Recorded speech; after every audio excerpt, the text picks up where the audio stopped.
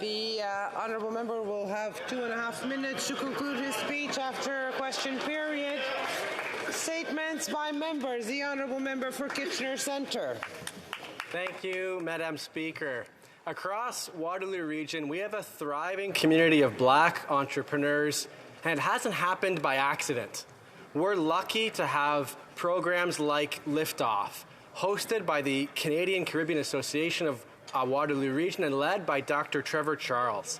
In the past year, Trevor and his team have supported 50 founders in 5 cohorts. Established Black entrepreneurs like Lenore Johnson from Lenjo Bakes and Ajoa Minta from For All Ice Cream have inspired others to follow their lead, and they now also give back as coaches of Liftoff participants. We're also fortunate to have a Kitchener chapter of Soconi's Black Entrepreneurship Program, and they've got a pop-up market happening this Saturday, February 11th at the Kitchener Market. While Black entrepreneurs face systemic barriers to their success, across Waterloo Region, this thriving... The honourable member for Richmond Hill. Thank you, Madam Speaker. Madam Speaker, this year marks the 150th birthday of my beautiful riding of Richmond Hill, a cause for celebration, to reflect on our past, to cheer on today, and to recommit ourselves to the future. Today, Richmond Hill continues to be a diverse, compassionate, youthful, and ambitious society with a strong sense of collective and community building, where ordinary people do extraordinary things. The year-long celebration kicked off with a flag-raising ceremony on the city municipal offices on January 25th.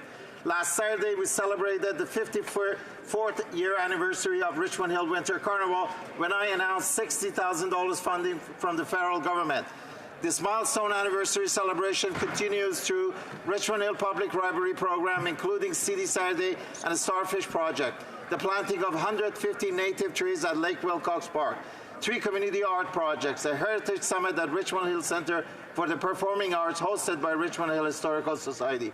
Mr. Speaker, in Richmond Hill, we are proud of our accomplishment. We are proud of our community, for this is Richmond Hill and this is our home. Thank you, Mr. Speaker. The honourable member for Prince Albert. Carbon tax has had a devastating effect in my province of Saskatchewan. On April 1st, the carbon tax will increase the cost of fuel an additional 14 cents a litre. Shame. My constituents tell me their heat and hydro costs are already unaffordable. A typical Canadian farmer will now face $150,000 in carbon tax alone, something their competitors will not have to pay. Our farmers are the most efficient in the world. Right. As the world needs more Canadian food exports, this Prime Minister is making it impossible for our farmers to survive. He needs to stop punishing their ability to feed the world. As carbon emissions continue to grow, money continues to flow from families, businesses, and farmers. If your goal is to fight climate change by reducing emissions, it is obvious that carbon tax is not the answer. Mr. Speaker, the Conservatives have a better way. In a Conservative government, we will get rid of the carbon tax. Thank you, Mr. Speaker.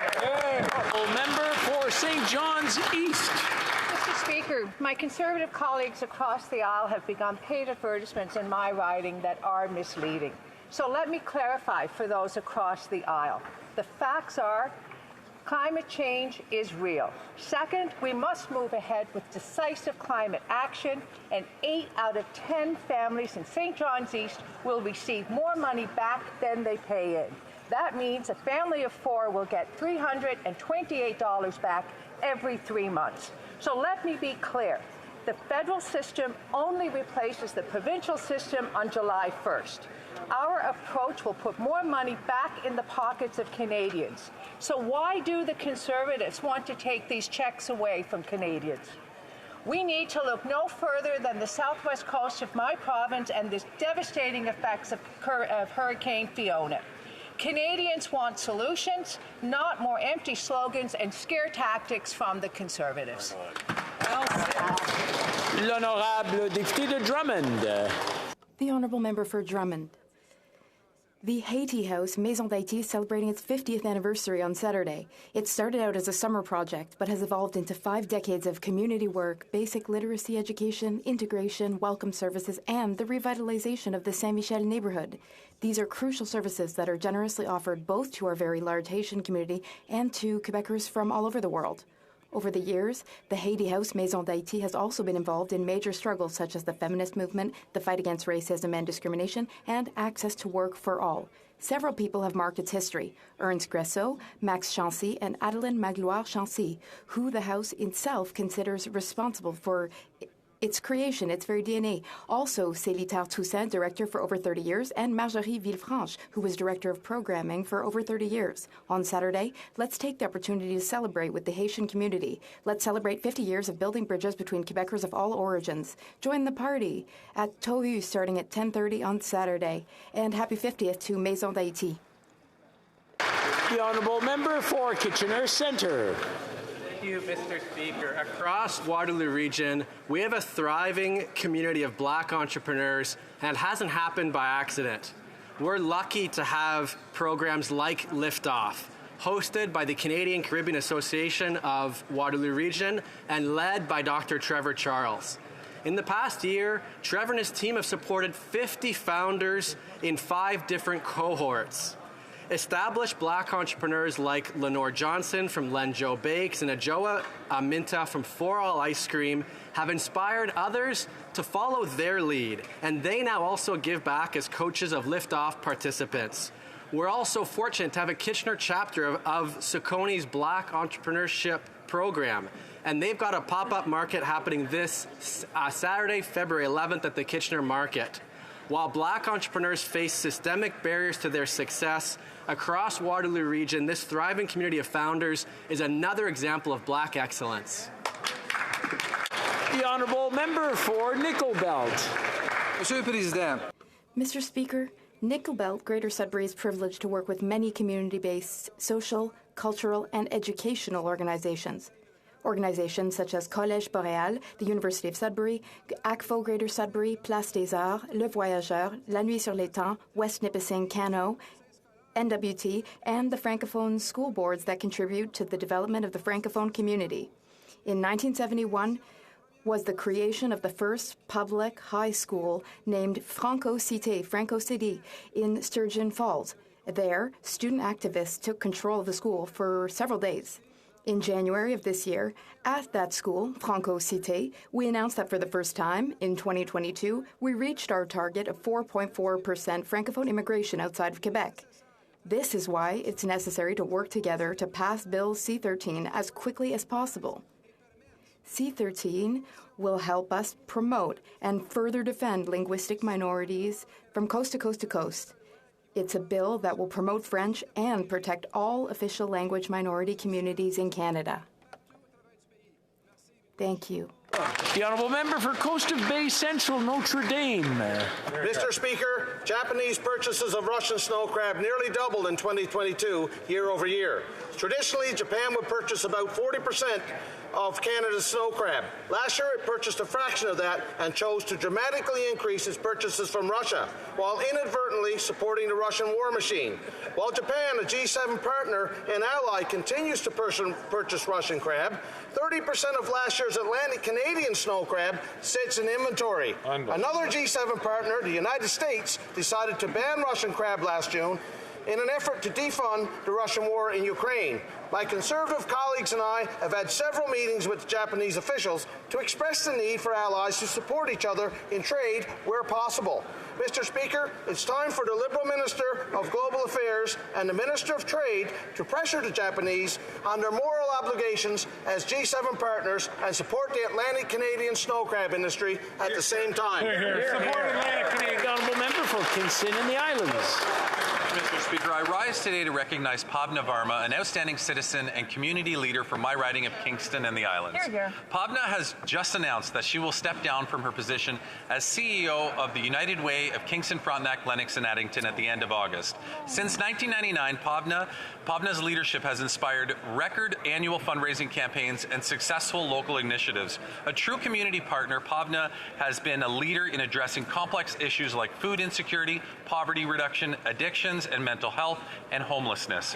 With POBNA at the lead, the United Way's impact has grown significantly in our area, providing funding support to a substantial network of agencies who deliver vital programs and services. The United Way helps thousands upon thousands of people in our region on an annual basis. As a member of Parliament for Kingston and the Islands, I want to express my deep appreciation for all that POBNA has accomplished over the past 24 years. I have no doubt that she will leave the agency in good hands and will continue to be a positive force within our community.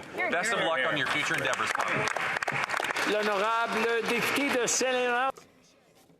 The Honourable Member for Saint Laurent Saint-Michel. Counseling Week in Canada, an opportunity for us to recognize the remarkable work done by school counselors to support the academic, social, and emotional growth and career development of our students at all grade levels.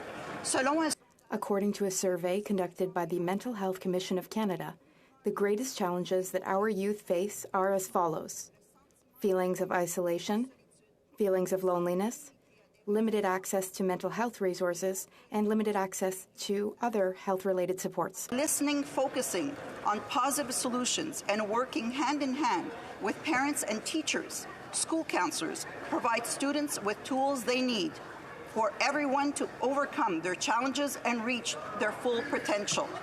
Thank you to all the school counselors for the amazing work you do, but most importantly, thank you for helping our youth reach their goals in a safe and supportive school environment. Bonne semaine. Happy Canadian School Counselling Week to all school counselors. Honourable Member for Barrie Springwater, Oro Medonte. Mr. Speaker, after 8 years of this Liberal government's soft-on-crime policies, our justice system is broken. That's right. Recently, OPP Constable Greg Priscilla, a Barrie resident, was murdered by a violent repeat offender who was out on bail. Constable Priscilla died a devastating and preventable death. I would like to send my deepest condolences to his family, friends, and colleagues. In response to this tragedy, OPP Commissioner Thomas Creek has stated, and I quote, "A minority of offenders commit most of the crime in Canada, and the chronic nature of reoffending by these individuals is not adequately recognized in current bail and sentencing practices." End of quote. Due to this Liberal government's elimination of mandatory prison time for violent offences, criminals are given free rein to terrorize our communities. The result of this failed policy is clear. Last year in Toronto, there were 44 shooting-related homicides. Of these 44 criminals, 24 were out on bail. Mr. Speaker, after 8 years, this Prime Minister needs to take responsibility for his failures. He needs to listen to premiers, police associations, and community advocates and reform Canada's broken bail system. Here, here. That's right. The Honourable Member for Sackville, Preston, Chesapeake. Thank you, Mr. Speaker. It's African Heritage Month in Nova Scotia, and Sackville, Preston, Chesapeake is marking the occasion by celebrating their culture, legacy, achievements, and contributions of the people of African descent in our country. This year's theme is Seas of Struggle. African peoples from shore to shore recognizes the strength and determination of the people of African descent from the shores of Africa to the shores of Nova Scotia. A full slate of events, including local celebration, film screening, a light show, performances, and much more. As always, the Black Cultural Centre is at the centre of it all. We've seen the centre grow its national profile in recent years. Last summer, they hosted the Prime Minister for the historic No. 2 Battalion Apology, where the Prime Minister recognized all the work and research that they do. Let us all continue to celebrate Black history this month and beyond. Thank you. The Honourable Member for Yellowhead. Mr. Speaker, every day I hear from countless people in my riding voicing their frustrations as they try to survive under this Liberal-made affordability crisis. After 8 years under this Liberal government, everything in Canada is broken. After 8 years, Canadians are out of money and can't afford to eat, heat, or house themselves.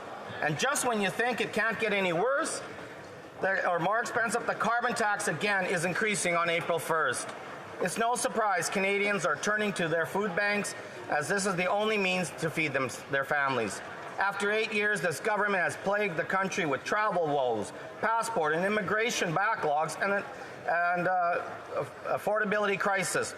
Offers made as a solution instead of assistance, eased bail access for criminals, and eliminated mandatory minimum sentencing for offenders. After 8 years, it's time for this Liberal government to come to an end. Here. Conservatives will keep the heat on and take the tax off. Here.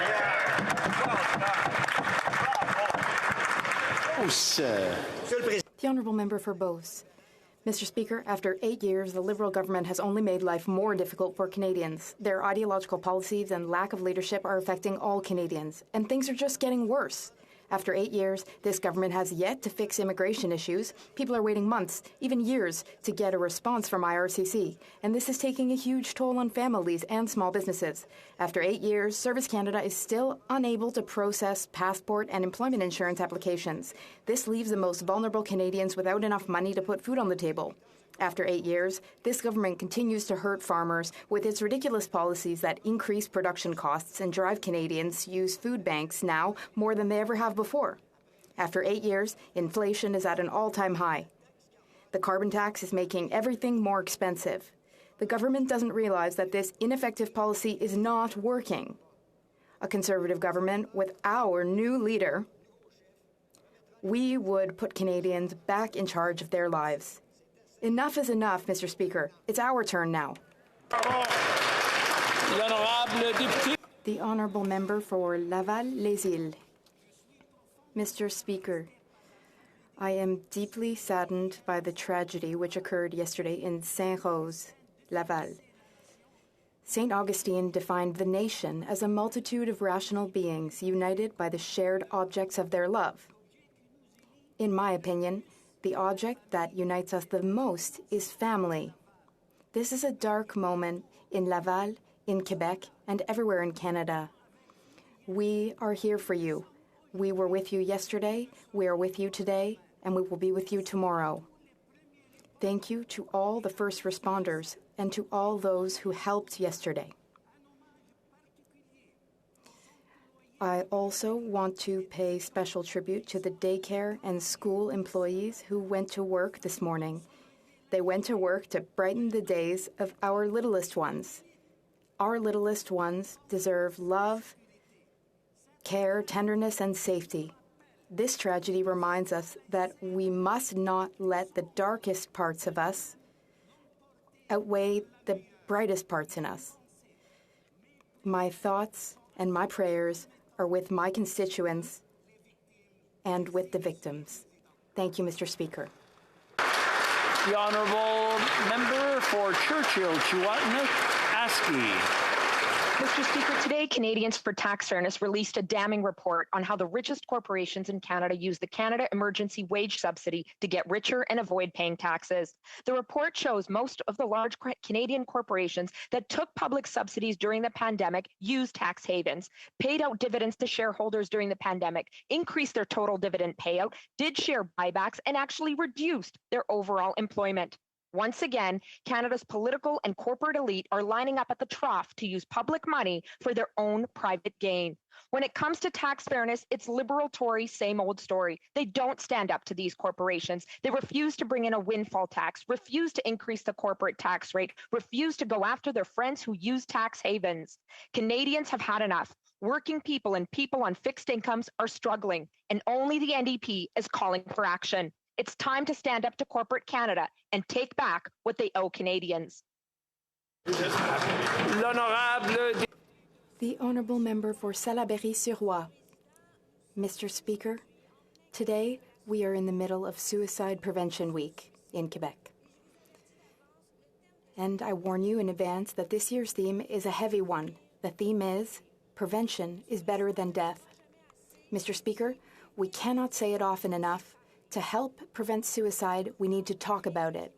We all have a duty to create a climate of openness and kindness without any taboos, where each person feels that they can express themselves. We need to remember that absolutely no one is immune to distress. We should remember that this distress, this suffering, can occur, but is only temporary, provided that we speak up, that we dare to talk about it. Let's remember that mental health problems are health problems. They do not define us. They can be treated. We need to remind everyone that help is available, and above all, Mr. Speaker, let us remind our loved ones how important they are to us, and remind them that we love them. For Calgary, Rocky Ridge. Mr. Speaker, after 8 years of this Liberal Prime Minister, inflation is at a 40-year high. After 8 years of this Liberal Prime Minister, half of Canadians are cutting back on groceries. After 8 years of this Liberal Prime Minister, 20% of Canadians are skipping meals. After 8 years of this Liberal Prime Minister, the average rent in Canada's 10 largest cities has doubled from 8 years ago. After 8 years of this Liberal Prime Minister, half of variable rate mortgage holders say that they will have to sell or vacate their homes this year because, after 8 years of this Liberal Prime Minister, interest rates are at a 23-year high, while after 8 years, 9 out of 10 young people think that they will never be able to buy a home. And after 8 years, a bunch of random Liberals, including Mark Carney, Bill Bourneau, and John Manley, blame this government's spending from before, during, and after the COVID pandemic for the inflation crisis that we're in right now. But, Mr. Speaker, after 8 years, there's hope. That's right. Conservatives are ready to form a new government and clean up this mess. The Honourable Member for Marc-Aurèle-Fortin. Mr. Speaker, a horrific and unprecedented tragedy has occurred in my riding. À la garderie éducative. It occurred at the St. Rose Daycare, located on Terrasse d'Afrène in Laval. A Société de Transport de Laval bus drove into this daycare, which caused the death of 2 children. Ainsi qu'en blessant. And 6 children were also seriously injured. This is very sad.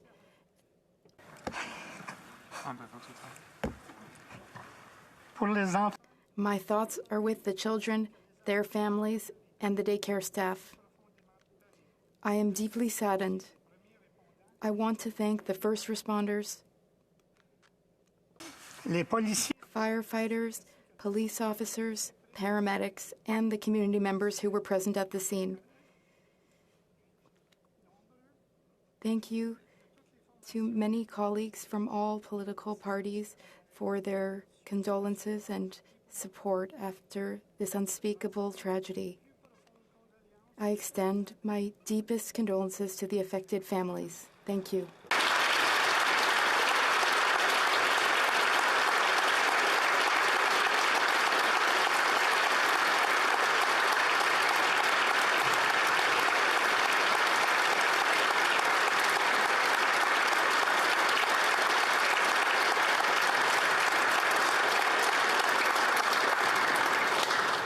Oral questions. Question orale. The Honourable Leader of the Opposition.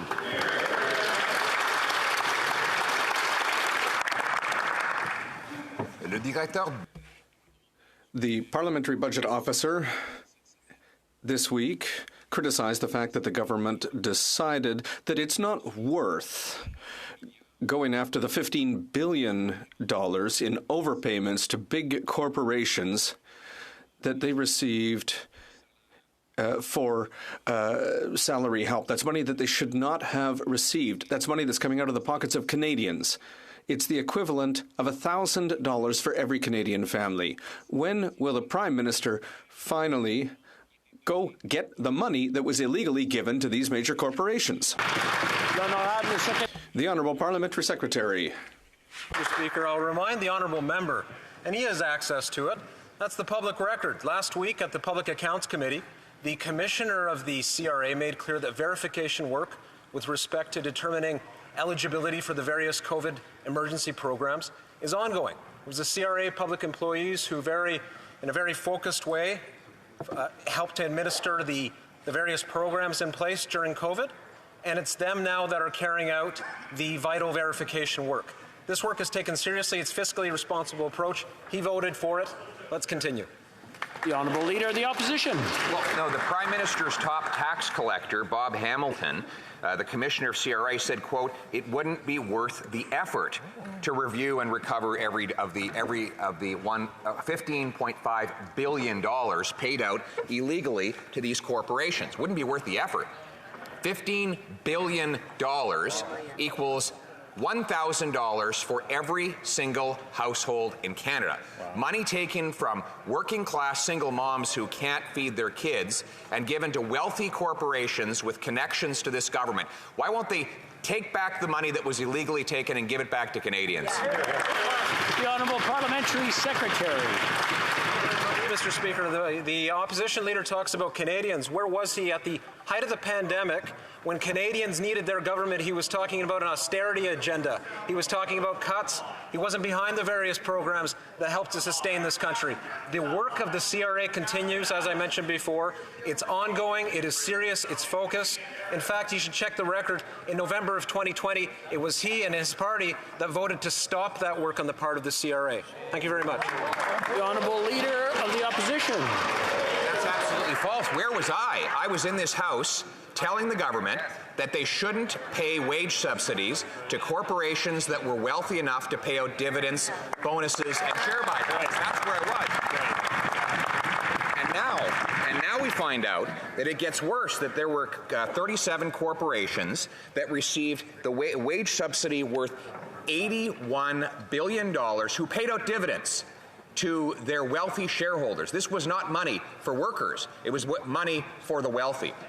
Why is it this government always gives more to the have-yachts by taking from the have-nots? The Honourable Parliamentary Secretary to the Minister of National Revenue.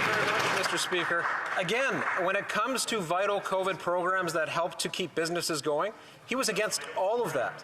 The key fact about the wage subsidy is that small businesses and medium-sized businesses in particular were kept going throughout the pandemic. That's what we have to keep in mind. In fact, when it comes to the vital avoidance work and evasion work that the CRA carries out, the Conservatives cut the CRA budgets. It couldn't do that work effectively. In 2015 and onwards, we've invested in the CRA to carry out avoidance work, to carry out evasion work. Investigations are up, as are criminal convictions and time spent in jail among those convicted. Thank you very much. The Leader of the Opposition. It is absolutely true that we were able to collect taxes from powerful corporations while having less bureaucracy at CRA. We deliver more for less.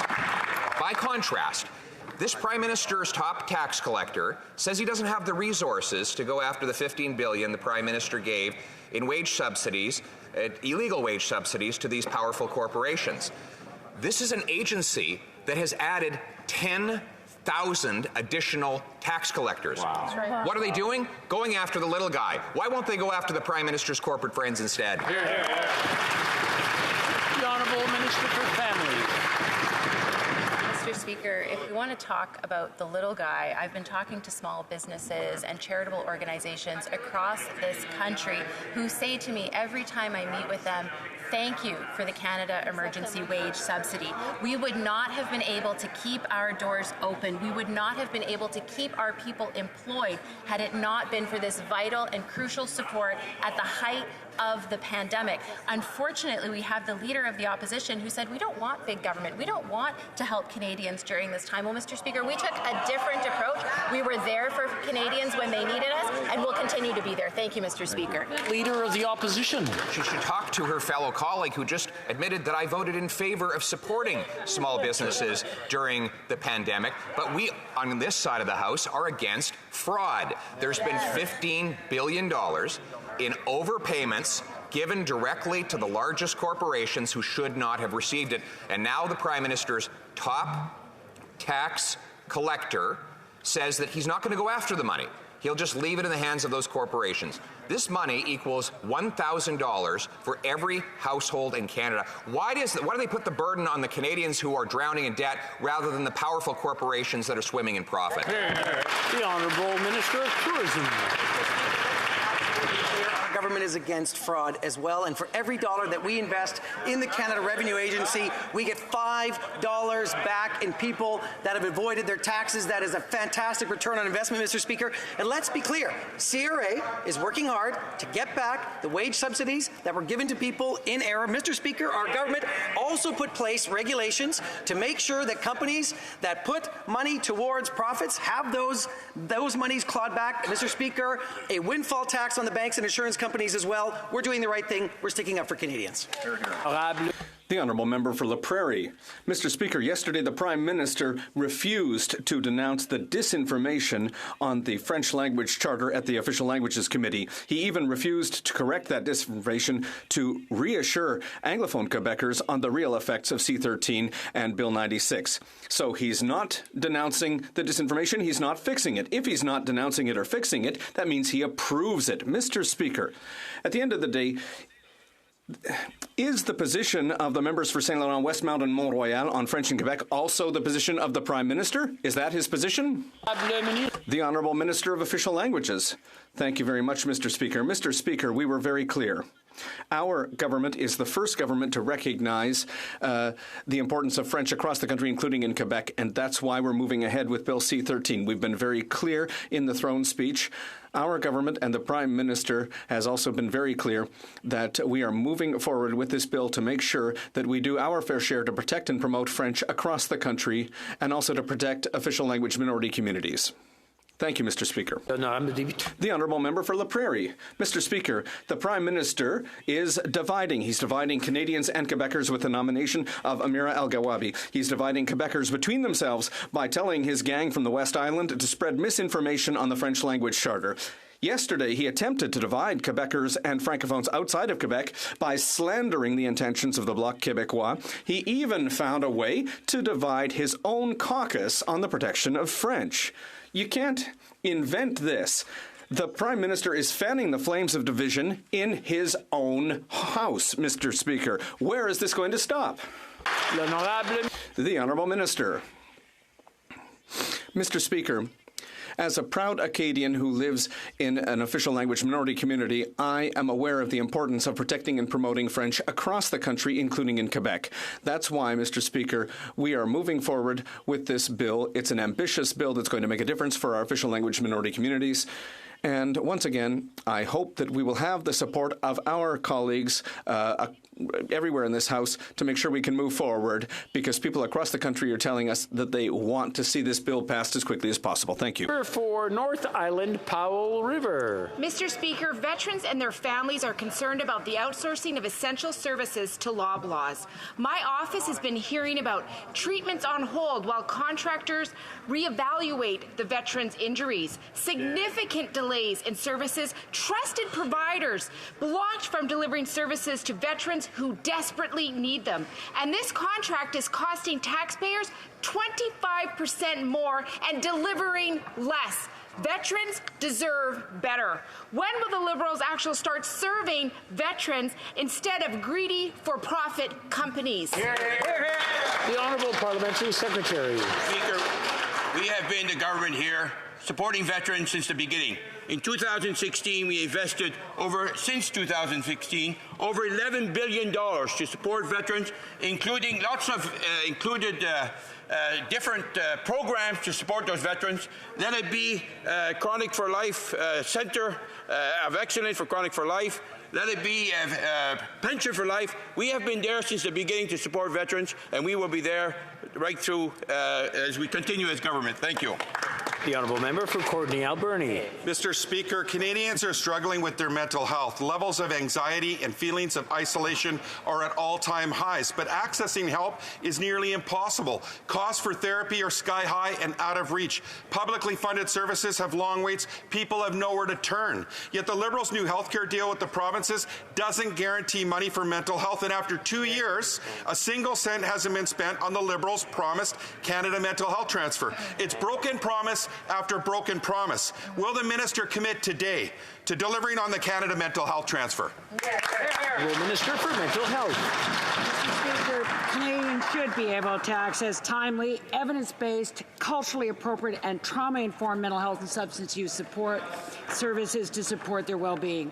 Through the proposed bilateral agreements on the shared health priorities, we're working with the provinces and territories to integrate mental health and substance use as a full and equal part of our universal healthcare system. This will ensure provinces and territories provide transparency and accountability for the access to the most appropriate mental health and substance use services. The Honourable Member for Bellechasse, Laissez-Chemin, Lévis. Mr. Speaker, after 8 years under this Prime Minister, inflation is out of control. It's simple. Everything costs more. Groceries, home heating, and housing. The Prime Minister wants us to believe that he can't do anything about it, that it's not his fault, but it's because of the way he's been spending that we're in this situation. Even his former Finance Minister, Bill Morneau, recently confirmed this. Could he look the truth in the face, Mr. Speaker, and admit that he has caused immense damage to the economy of Canada? The Honourable Minister of Tourism. Mr. Speaker, the situation that Canadians are facing right now, the question facing Canadians right now is who has a plan for the future for Canadians? Who has a plan for climate change? We do, the Conservatives don't. Who has a plan for the future of this economy in Canada? It's the Liberals, not the Conservatives. Mr. Speaker, the Liberals are acting, the Conservatives are just starting fights. We're there for Canadians. The Honourable Member for Bellechasse, Lévis. Mr. Speaker, who is killing Canada's economy? It's the Liberals. The Liberals, Mr. Speaker. According to a recent Léger poll, Quebecers are going into 2023 with a very high level of stress. Their main concern is the impact of increased costs. What is it going to take, Mr. Speaker, for this Prime Minister to see the same thing and hear the same thing as us? The Honourable Minister. Mr. Speaker, let's remember the facts. Our GDP, our real GDP, is at 3.5%. It's the highest since the pandemic. We have one of the lowest inflation rates. It's lower than the United States or the UK. Our growth is going to be the highest in the world. And it's not us that are saying this. It's external experts. And we have the lowest unemployment rate since 1966. And who's leading this economy? We are the Liberals. The Honourable Member for Kelowna Lake Country. Well, Mr. Speaker, after 8 years of this Liberal Prime Minister, the carbon tax grab is leaving Canadians in the cold. The government has reported that more than half of Canadian households pay more than $200 a month just to heat their homes. But it's going to get worse because of the tripling of the carbon tax that will affect home heating in every house in this country. We need to keep the heat on and take the tax off. Right. Will this Prime Minister take responsibility, axe the carbon tax, and fix what he broke? Parliamentary Secretary for the Minister of the Environment. Well, thank you, Mr. Speaker. Mr. Speaker, every time we put forward an affordability measure, rental support, dental support, the Canada Child Benefit, the middle-class tax cut, the Conservatives vote against it, Mr. Speaker. And something's just not sinking in, Mr. Speaker. The Climate Action Rebate puts more money in people's pockets than they pay at the pump. 8 out of 10 families will be better off, Mr. Speaker. But you know what won't make families better off, Mr. Speaker? Investing in cryptocurrency, investing in Bitcoin. I wonder if the Leader of the Opposition will stand in this House right now and apologize for those Canadians who lost their shirts. The Honourable Member for Kelowna Lake Country. Well, Mr. Speaker, you know what Conservatives will do? We will axe the carbon tax, which makes the price of everything go up in this country and is affecting inflation. That's right. The government likes to say that they'll take no lessons from the Conservatives, and that's obvious because things keep getting worse. A resident of mine, Chris, says it's hard to keep up with this bills because of inflation. And he says, quote, he's always a little hungry, and he's always a little cold, and his clothes are now hanging loosely. You know, we teach our kids to take responsibility for their actions, and yet this Prime Minister blames everyone else. Will the Prime Minister take responsibility for the cost of living crisis and fix what he broke? The Honourable Minister for Rural Development. Speaker, I'd like the opposition to take responsibility for the terrible jargon they're putting out of what we have to do on climate change. My riding is devastated, as you've heard me say numerous times. A vital income in my riding is a fishery. I have, as a result of Hurricane Fiona, $59.2 million worth of damage done to small craft harbors infrastructure. That was in pretty good shape before Hurricane Fiona hit. The price of not addressing climate change is real. Number 4, Chilliwack Hope. 8 years of out-of-control spending by this Liberal Prime Minister has led to a massive increase in interest rates. And as a result, nearly half of Canadians with a variable rate mortgage say that they may have to move out of their homes in just a matter of months. And if skyrocketing mortgage payments weren't enough, the Prime Minister is set to triple the carbon tax on those struggling Canadians. Conservatives will keep the heat on to take that tax off. So will the Prime Minister finally take responsibility for this affordability crisis that he's created, so that, or get out of the way so that we can fix the problem? The Honourable Minister for Housing. Mr. Speaker, it is very rich hearing the other side talking about affordability with respect to housing, because every housing measure that we brought before this House to help Canadians attain their dream of home ownership, they vote against it.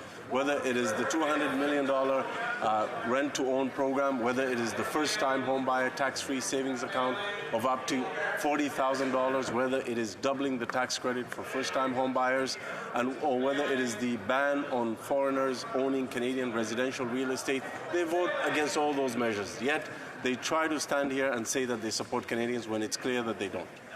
Member for Chilliwack Hope.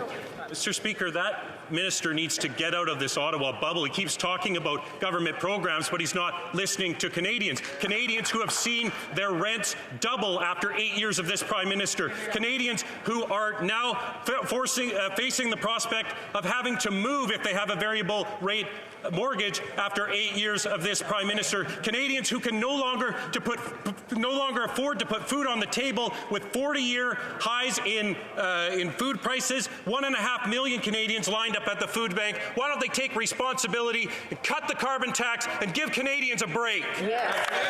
The Honourable Minister for Housing. The member opposite talked about supports for renters. He talked about renters struggling in Canada. That is precisely why we introduced the Canada Housing Benefit, which looks to invest an average of $2,500 to vulnerable renters across the country. In addition to that, we introduced a one-time top-up of $500 to vulnerable renters, 1.8 million renters across the country. Not only did they vote against that, they played procedural games last fall to delay passage of that bill, which would have sent much-needed supports to renters. The Honourable Member for Montcalm. Mr. Speaker, the federal government promised a substantial offer to Quebec and the provinces to support the healthcare system. Instead, we got a substantial disappointment. The minister knew that Quebec and the provinces needed $28 billion more per year to repair the healthcare system, and he's offering them barely a sixth of that. Is the minister seriously able to claim that by offering a sixth of the money that's needed, he's giving Quebec the means to fix problems in healthcare? The Parliamentary Secretary. Thank you, Mr. Speaker. The people of Canadian expect to be able to reserve healthcare services when they need them. Our government is going to be there today and in the future with investments to do everything that's necessary. Thank you for the question, Mr. Speaker. The Honourable Member for Montcalm. Mr. Speaker, everyone knows that there's a crisis in health caused by chronic underfunding from the federal government. Everyone except the minister. Quebec and the provinces have said that they need $28 billion more per year. The government's put $4.6 billion on the table. The government's offer guarantees that we're going to continue to have problems in the healthcare system for at least 10 years. Their offer makes chronic underfunding of healthcare permanent, and they say they're expecting to see results. Do they not realize that by offering so little, they're ensuring patients won't get the care they need? The Honourable Minister of Mental Health. This government will ensure that Canadians receive healthcare services when and where they need them, and we will continue to support our healthcare workers. Our plan of $198 billion over 10 years includes additional immediate funding and unconditional funding to the Canada Health Transfer, as well as targeted investments and an increase in permanent funding to the health transfer. The Honourable Member for Jonquière. Mr. Speaker, The Conservatives have been repeating that this government spends too much, and yet their new leader has promised to maintain the Liberal offer for healthcare funding if they take power one day. That's literally the only Liberal policy that the Conservative leader has committed to protecting if he becomes Prime Minister. And everyone knows that when the Conservative leader listens to Séraphin, he finds that Séraphin isn't cheap enough. So is this not the proof that the Liberal offer is a cheap offer? The Honourable Parliamentary Secretary. Thank you, Mr. Speaker. At the working meeting with the premiers of the provinces and territories, we discussed an increase of over $190 billion over 10 years to the Canada Health transfers, including new funding, an immediate and unconditional increase of $2 billion to the Canada Health Transfer to take immediate pressure off the healthcare system, particularly in pediatric hospitals, emergency rooms, and to deal with surgical wait times. Thank you, Mr. Speaker. For Bent Airdrie. After 8 years of this Liberal Prime Minister, many Canadians are left shivering in the cold because they can't afford to heat their home. And the Prime Minister has shown zero compassion, refusing to take responsibility for the pain that he's causing with his punishing carbon tax. But Conservatives will fix what he's broken. We'll axe the tax and we'll keep the heat on. Does the Prime Minister really believe that Canadians should have to wear a coat inside their own homes to keep warm in the winter? The Honourable Minister for Immigration. Mr. Speaker, it's disappointing to see the Conservatives try to create fear amongst Canadians for political gain when we understand that they are vulnerable. He should know that his constituents will actually, on average, receive more money as a result of the policy to put a price on pollution. It's extraordinary to me that the Conservatives have a plan to take money away from families so they can give it to polluters. Mr. Speaker, from the very beginning, we have made decisions to put more money in the pockets of middle class and working class families. We're going to continue to be there for them, no matter how hard the Conservatives oppose. Well, member of Coast of Bay Central, Notre Dame. Mr. Speaker, after 8 years of this Liberal government, the cost of living is out of control. In the past 8 years, home heating costs have skyrocketed.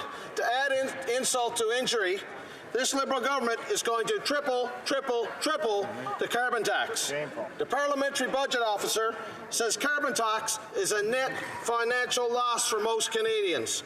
Will the Prime Minister take the tax off so Canadians can keep the heat on? The Honourable Parliamentary Secretary.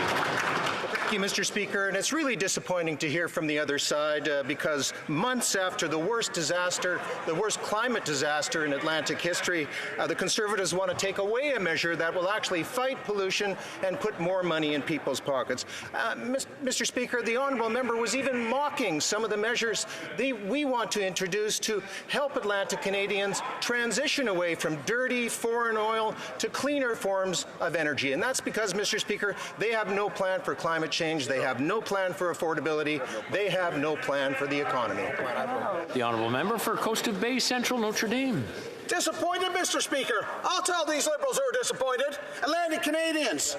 That's who's disappointed, who put their trust in them since 2015. In this this government has passed its expiry date, Mr. Speaker. Corey and Gander, he knows that. His oil bill is going to increase to $8,000 from $4,000 last year. And it's about to get worse with the tripling of the carbon tax. But, Mr. Speaker, Conservatives will keep the heat on to take the tax off. Will the Prime Minister take responsibility for the misery that he's caused Canadians like Corey so he can fix what's broken? The Honourable Parliamentary Secretary. First, I'd like to begin by pointing out to the member opposite, and he's well aware that Newfoundland doesn't actually have the federal backstop that applies. But I want to also point out that we are helping Canadians to make the home heating more affordable. We have the Oil to Heat Pump program, the Greener Homes Grant, and more than that, today we announced the deep retrofit accelerator to help Canadians to make those necessary changes. And there's good news attached to this, Mr. Speaker. It's creating good-paying jobs doing these retrofits in small communities and large communities right across our country. The Honourable Member for Churchill-Kiewatnik-Askey. Mr. Speaker, today, Canadians for Tax Fairness released a report that looked at 74 Canadian companies that use the Canada Emergency Wage Subsidy and tax avoidance schemes. When this Prime Minister said we're all in this together, I didn't know he meant we're in a billionaire tax haven. Take Brookfield Asset Management, a tax gap of $6.5 billion. 5 of its subsidiaries received the wage subsidy despite being based in Bermuda. Enbridge, Thomson Reuters, a who's who of corporate tax avoidance. Why do the Liberals expect Canadians to subsidize the lifestyles of the ultra-wealthy? Honourable Parliamentary Secretary. Thank you, Mr. Speaker. The key point, as I said before, about the wage subsidy is the way that it helps small businesses. Small business owners, their employees, medium-sized business owners, their employees. That's the fundamental fact to take away. With respect to the honourable member's questions about avoidance and evasion, again, this government has invested no less than $1 billion to counter both of those things, and the results are clear. Investigations are up, convictions are up. If the honourable member has another question, I can go into the specifics of it. I think I'm running out of my 30 seconds, but I welcome the question again if she wishes. Thank you very much. The honourable member for Elmwood Transcona. Mr. Speaker, it does a disservice to small business to use them to deflect from answering questions about why giant corporations got over $15 billion in taxpayer money while they were reducing their workforce and paying tens of billions of dollars in dividends. That's right. Meanwhile, if you're a Canadian living below the poverty line, the government knows exactly where to find you to send the bills. So why is it the giant corporations are getting general debt relief from pandemic benefit programs when Canada's poor are being chased down by the CRA? Where's the fairness in that? The Honourable Parliamentary Secretary. Mr. Speaker, I have respect for the honourable member because since the moment he was elected, he has raised the concerns of working-class individuals and families. On this matter, though, the wage subsidy proved enormously effective for people in his community and in every Canadian community. Businesses in need of support, small businesses, medium-sized businesses, and that verification work that I was talking about earlier today does continue as a matter of fairness. With respect to CERB and amnesty questions that he has raised, he knows very well that that work is ongoing as well. It's only fair that when Canadians, thousands across the country, look to see if they were eligible and were not, we have to continue to verify because they took that effort to ensure. Honorable député de Bourassa. Monsieur le Président, as we commemorate the impactful contributions and accomplishments of Black in Canada this Black History Month, it is important to recognize the challenges faced by Black communities across the country. Last October, the Minister of Diversity introduced the $200 million Black-led philanthropic endowment fund aimed to improve the social and economic well-being of Black in Canada. May the Minister provide an update of this substantial initiative, please. The Honourable Minister for Housing. Speaker, I want to thank the honourable member from Bourassa for his question and really his important advocacy on this matter. As part of our government's commitment to eliminate anti-Black racism and improve social and economic outcomes in Black Canadian communities, we launched the first ever Black-led philanthropic endowment fund. And just yesterday, I was pleased to announce that after a fair and transparent call for proposals, the Foundation for Black Communities has been chosen to administer the fund. Simply put, this fund will provide much-needed resources to Black Canadian charities and nonprofits who have done so much for so many with so little resources. Thank you. The honourable member for South Surrey, White Rock. Mr. Speaker, after 8 years of this Liberal Prime Minister, we have an economy that punishes the middle class and those struggling to stay in it. But Liberal friends, they're doing great. 37 corporations took the Liberal wage subsidy, then spent $173 billion on dividends, share buybacks, and takeovers. The Liberals are refusing to make them pay back the money. So Canadian workers foot the bill when they can barely afford mortgages, rent, and groceries. When will the Liberals force their corporate friends to pay back that money? The Honourable Government House Leader. The Parliamentary Secretary has been up many times on this subject. The reality is the process of collecting money is ongoing. I would remind the party opposite that they opposed at that moment in time many of the measures that were critical to make sure we got money out instantly to those who needed it, to keep doors open, to keep businesses going, and we have an opportunity to talk to those businesses every day and hear that that's the truth. Mr. Speaker, they're not only wrong about that, but I would say, as they say things like, 8 years instead of 7, I know they're bad at math, Mr. Speaker, but really, I would ask them to be a little bit more realistic in how they're speaking. Well, member for South Surrey, White Rock. Mr. Speaker, we supported businesses staying open. We didn't support large dividends for their large corporate friends. The minister refuses to do her job after 8 years in her portfolio and 10,000 more tax collectors. It's her duty to go after fraud of any taxpayer money. She protects wealthy shareholders and executives. Her government drives up interest rates and inflation, and life becomes unaffordable for working Canadians. Even the parliamentary budget officer is sounding the alarm on this incompetence. Why does it feel like everything is broken?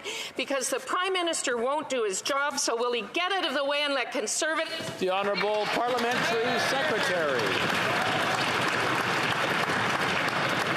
The member talks about fiscal responsibility.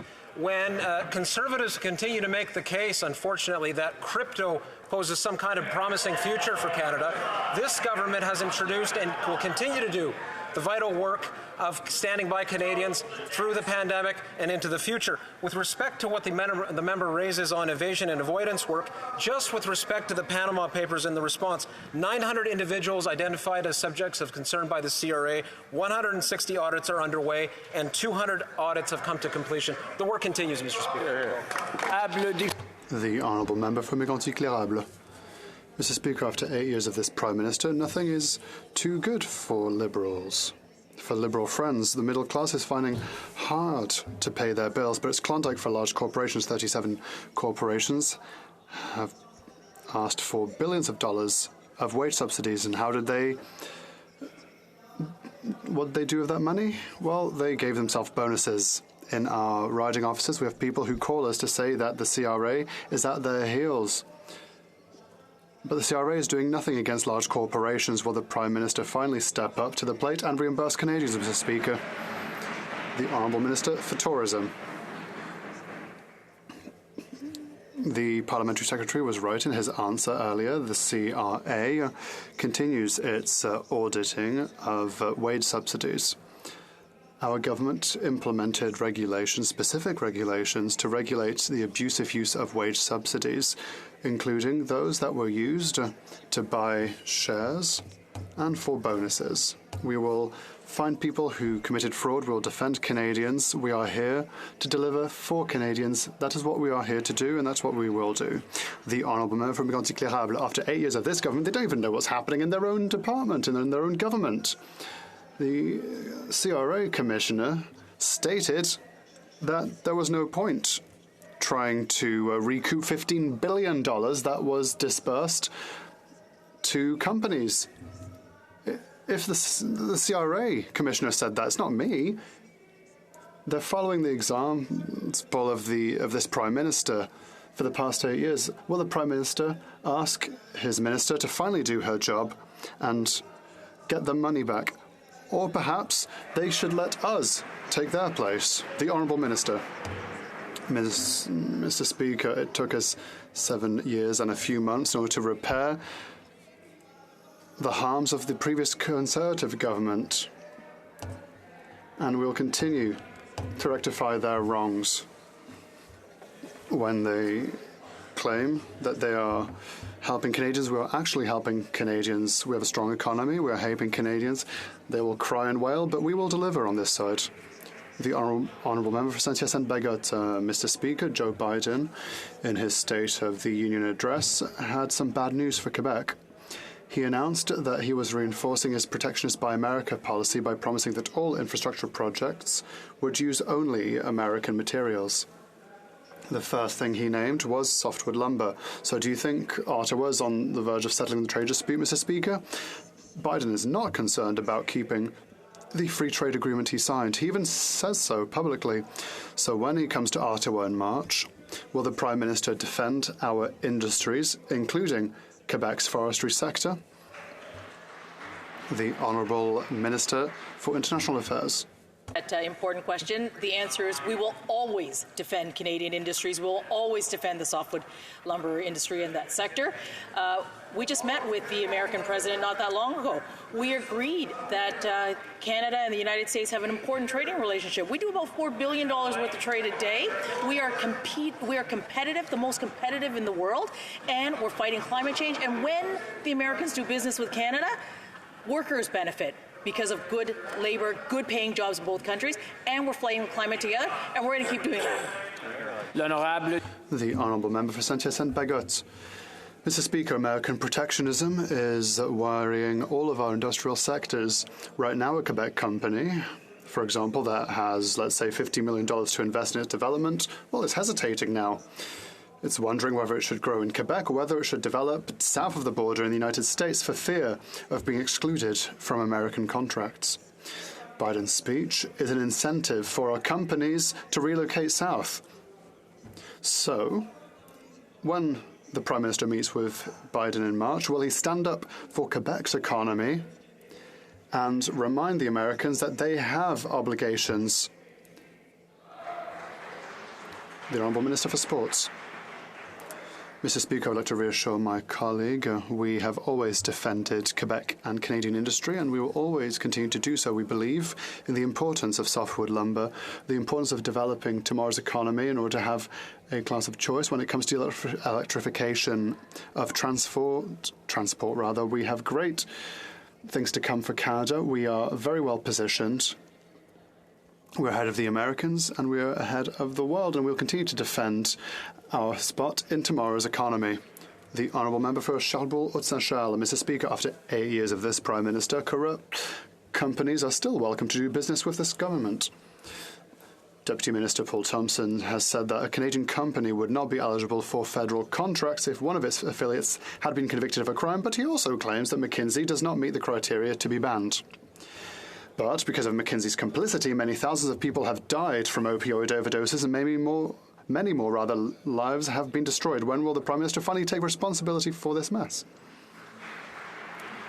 The Honourable President of the Treasury Board. Mr. Speaker, it is important to remind Canadians that the previous government implemented a system of integrity, and we follow their system of integrity in order to make sure that companies can do business in Canada. And so we'll continue to do business with companies that follow that integrity system. Mr. Speaker, after 8 years of this government's inflationary spending, things are worse than ever for Canadians, and they are struggling just to get by. Mr. Speaker, this government has given over $100 million to McKinsey and company. So why doesn't this Prime Minister just take responsibility that McKinsey is influencing this government and stop giving money to well-connected insiders? Great question. The Honourable Minister for Families. Mr. Speaker, when the members opposite talk about the spending that we did over the past couple of years, they're talking about supports that we provided to Canadians at the height of the pandemic. They're talking about the Canada Emergency Response Benefit that was there that helped millions of Canadians to keep afloat during a very difficult time. Mr. Speaker, we are going to continue to be there for Canadians. We're going to be there when times are tough, and we're going to be there as things continue to get better. Thank you, Mr. Speaker. Member for Sherwood Park, Fort Saskatchewan. Mr. Speaker, the minister across the way would have you believe that this gross largesse for McKinsey is somehow about helping families. Let me assure the member opposite that there will be austerity for McKinsey when Conservatives take office, but there will be support available for Canadians. Now, yesterday, the President of the Treasury Board could not answer my question about whether or not McKinsey is an ethical company. This should not be a difficult question given the record. So, can any minister in the government answer this simple question? Does the government believe that McKinsey is an ethical company, Yes or no? The Honourable Government House Leader. Well, Mr. Speaker, the member across would know that contracts that are engaged by the public service are done at an arm's length. I really hope, Mr. Speaker, that the member is not saying if they ever had the opportunity to be in government, which I sincerely hope they don't, that they would interfere in those contracts and choose politically which contracts would happen. That was what it sounded like from his answer, Mr. Speaker. The reality is contracts exist to expand the ability of the public service to do its work. Those contracts are engaged at the highest standard. Canada is known internationally for those standards, Mr. Speaker, and they're done at arm's length. The Honourable Member for London West. Mr. Speaker, since the COVID-19 pandemic, our Canadian athletes have been asking for more and more support and resources for their mental health. Would the Minister for Sports and Minister responsible for the Economic Development Agency of Canada for the regions of Quebec be pleased to inform this House on the recent initiatives she has put in place to help Canadian athletes? Thank you, Mr. Speaker. The Honourable Minister for Sports. Mr. Speaker, first of all, I would like to thank my colleague for her question, also for her support in this very important dossier for our government. On a regular basis, my team and I are in contact with athletes throughout the country, and the issue that comes up often is that of mental health. That is the reason for which last December I announced a $2.4 million envelope in funding for better access to mental health support for our Canadian athletes. They will have access to psychological assistance and help closer to where they train, not only for their performance but for their well-being. The well-being of athletes comes through mental health, and no one has to be left behind. That is why I'm proud of my colleagues that announced $198 million to improve healthcare throughout the country.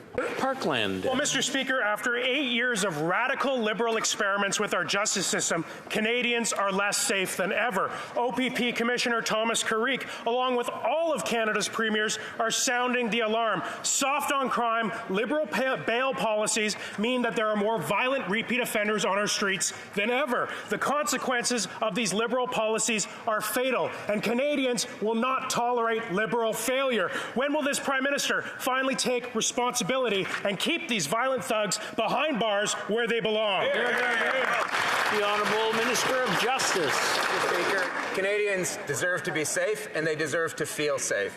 The laws on bail that we currently have, Mr. Speaker, are clear. If one poses a threat to society, he or she should not be out on bail. Mr. Speaker, I have met with provincial counterparts and begun the process of discussing with them. And indeed, this morning, the Minister of Public Security and I met with national leadership of police associations, including Chief Carrick, in order to get their suggestions to move forward. We all agree it's a complex issue. It will require a number of different responses. And, Mr. Speaker, we're working together. The Honourable Member for Portneuf, Jacques Cartier. Thank you, Mr. Speaker. Canada has never been in worse shape. Crime is increasing dramatically. People are looking for ways to pay their food and shelter. This government is abusing the goodness of its citizens. For 8 years now, this Prime Minister has been leading our country, and we are heading right off a cliff. We need a change of direction. What does this Prime Minister intend to do to put Canada back on the right track?